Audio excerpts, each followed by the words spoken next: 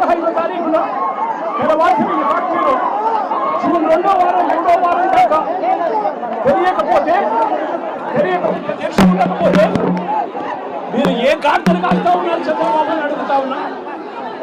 నేను ఇదే చంద్రబాబు నాయుడు గారిని అడుగుతా ఉన్నా.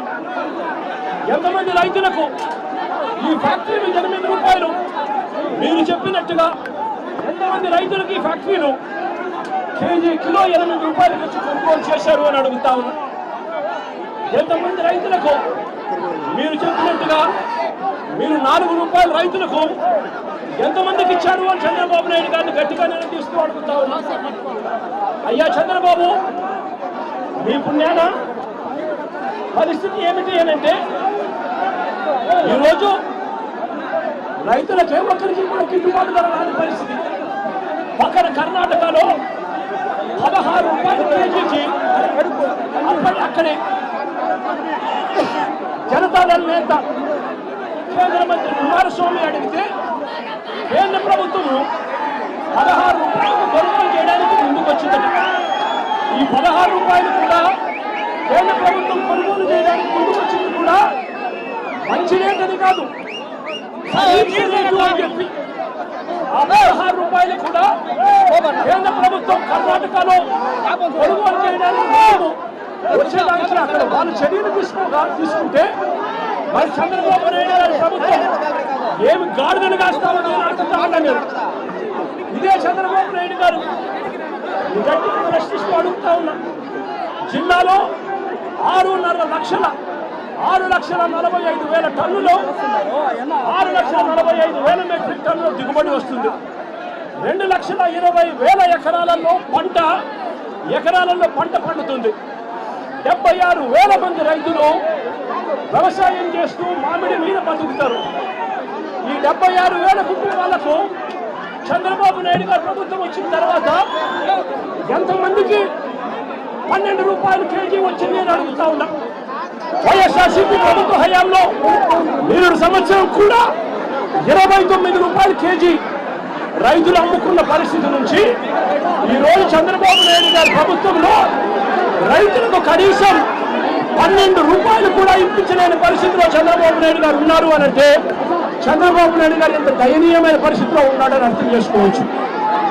ఇదే చంద్రబాబు నాయుడు గారు ఆ 12 రూపాయలు కూడా ఇవ్వలేక ఇప్పించే పరిస్థితి లేక ఇదే చంద్రబాబు నాయుడు గారు రైతులను నడుగోడు రైతులకు ఇవాళ 2,3 రూపాయలకు ఇవాళ మార్కెట్ యార్డులోనూ ఇవాళ రాంపూర్ దగ్గర ఇవాళ కొనుగోలు చేసే కార్యక్రమం జరుగుతాయి.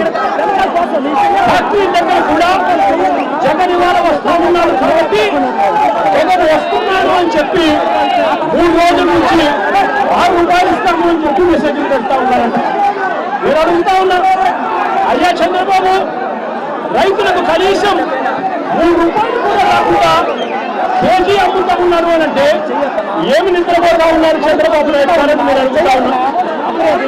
ఇవాళ ఇదే చంద్రబాబు నాయుడు గారి రైతులు గట్టిగా నిలదీస్తున్నారు. రైతులు ఇవాళ అవుతా ఉన్నారు, ఇబ్బందులు పెడతా ఉన్నారు చంద్రబాబు నాయుడు గారు. ఆ ప్రభుత్వ హయాంలో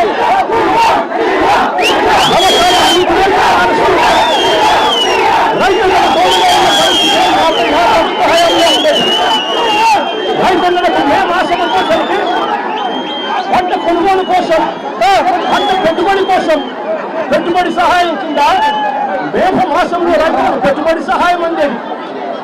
రైతులకు ఆర్బీకేలు తోడుగా ఉండేది. చెయ్యి పట్టుకొని రైతులను నడిపించే కార్యక్రమం జరిగేది. కానీ ఈరోజు ఏం జరుగుతూ ఉంది? మొదటి సంవత్సరం దాటిపోయింది. రైతులకు ఇవాళ ఇవ్వాల్సిన సహాయం కింద ఇవ్వాల్సిన 20,000 రూపాయలు ఎగరగొట్టేశారు. ఈ సంవత్సరం కూడా జూన్ అయిపోయింది, జూలైలో ఇవాళ ఉంటాం. ఇంతవరకు రైతులకు పెట్టుబడి సహాయం అందలేదు. చంద్రబాబు నాయుడు గారు పుణ్యాన రైతులకు ఇన్పుట్ సబ్సిడీ సమయానికి రావాల్సిన ఇన్పుట్ సబ్సిడీ రాకుండా పోయింది. చంద్రబాబు నాయుడు గారి పుణ్యాన ఉచిత పంటల కూడా రైతుల పాలు పూర్తిగా ఎగరగొట్టేసిన పరిస్థితి.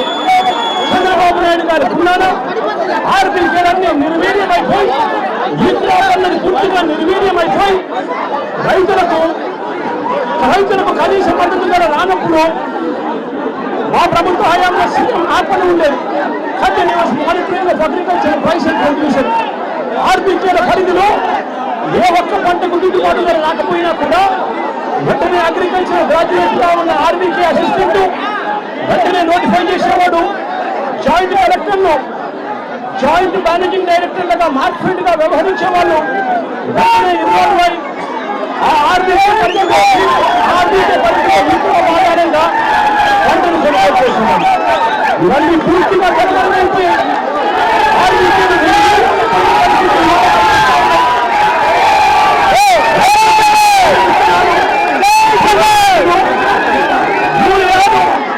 ఎరువులు ఇవన్నీ కూడా ఆర్బీకేల ద్వారా గ్రామ స్థాయిలోనే ఉండే పరిస్థితి, సప్లై చేసే పరిస్థితి ఇవాళ లేకుండా పోయింది.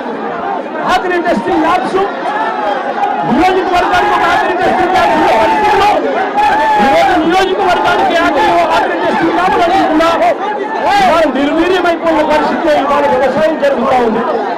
వ్యవసాయానికి సంబంధించిన అన్ని రంగాలు కూడా ఇవాళ నిర్వీర్యమైపోయిన పరిస్థితిలో ఇవాళ రాష్ట్రంలో పరిస్థితి కనపడుతూ ఉంది.